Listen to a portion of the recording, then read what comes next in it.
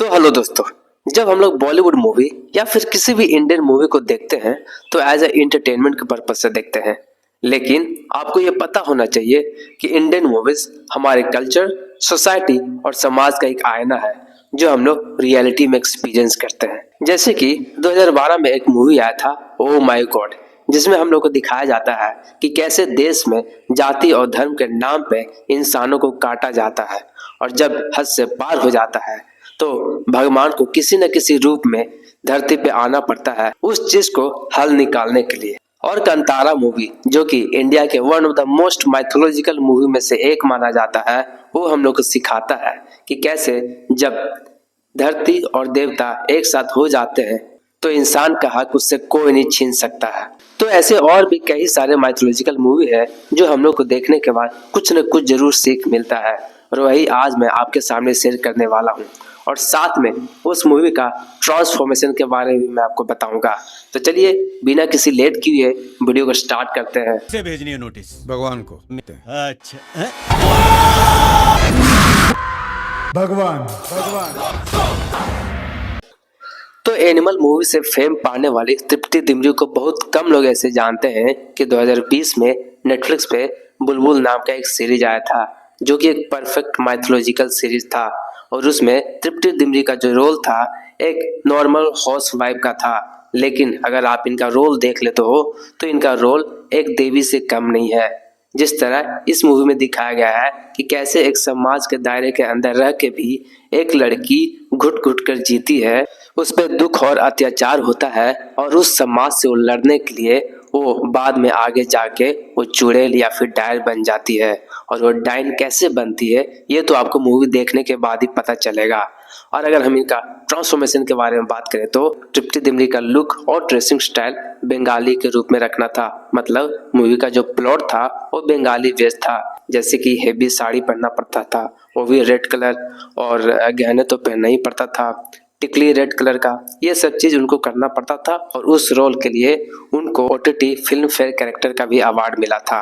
तो अब हम बात करते हैं दूसरे माइथोलॉजिकल ट्रांसफॉर्मेशन के बारे में, जिसका नाम है हस्तर। तो देखो, अगर आप लोग मूवी देखे होंगे तो ये पॉपुलर डायलॉग जरूर सुने होंगे, दादी सो जा रहा हस्तर आ जाएगा। तो हस्तर ये आखिर है कौन?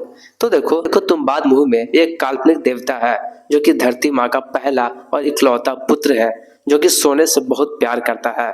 और मूवी में आप लोग देखो होंगे कि उसी सोना को लूटने के लिए वो लोग जाते हैं अंडरग्राउंड के नीचे। तो ये मूवी जब सिनेमा घरों में रिलीज हुई थे तो अपने टाइम का ये बेस्ट कंटेंट डिलीवर किए थे, जो कि एक माइथोलॉजिकल टच और हॉरर एक्सपीरियंस हम लोग को दिखाए थे, जो आज तक के इंडियन सिनेमा में अभी तक नहीं हुआ है। अगर हम बात करें हस्तर के ट्रांसफॉर्मेशन के बारे में तो एक एक्टर पे लेटेस्ट और सिलिकॉन का सूट पहनाया गया था, फिर बाद में मिट्टी, खून, राख और सूखा त्वचा जैसा टेक्सचर तैयार किया गया था, और फिर बाद में प्रोस्थेटिक मेकअप के वजह से हस्तर का डिजाइन और फिर फाइनल लुक बनाया गया था।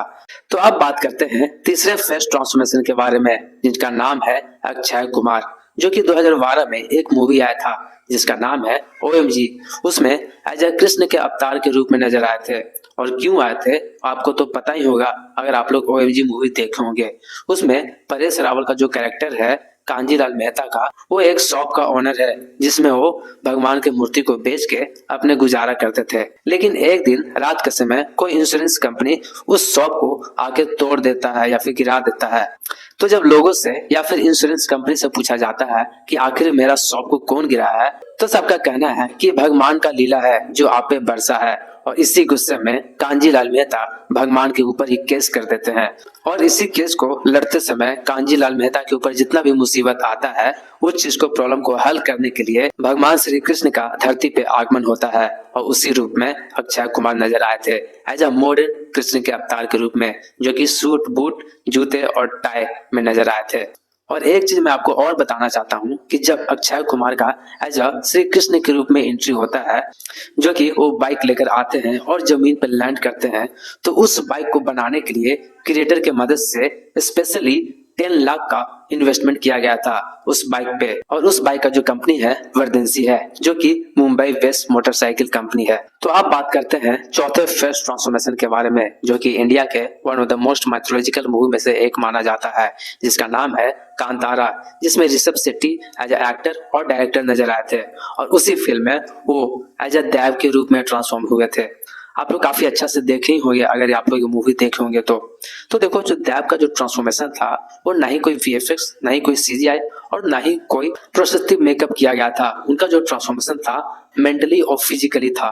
तो ये था कुछ इंडियन माइथोलॉजिकल मूवी का ट्रांसफॉर्मेशन जो कि इंडियन एक्टर प्ले किए हैं। तो आपको ये कैसा लगा, आपको ये ट्रांसफॉर्मेशन आप कमेंट में बताओ और ये भी बताना कि आप लोग अगर ये सब मूवी देख चुके हैं तो आप लोग इससे क्या सीखे हो। तो आज के वीडियो में बस इतना ही, मिलते हैं अगले वीडियो में, तब तक के लिए टेक केयर, बाय बाय।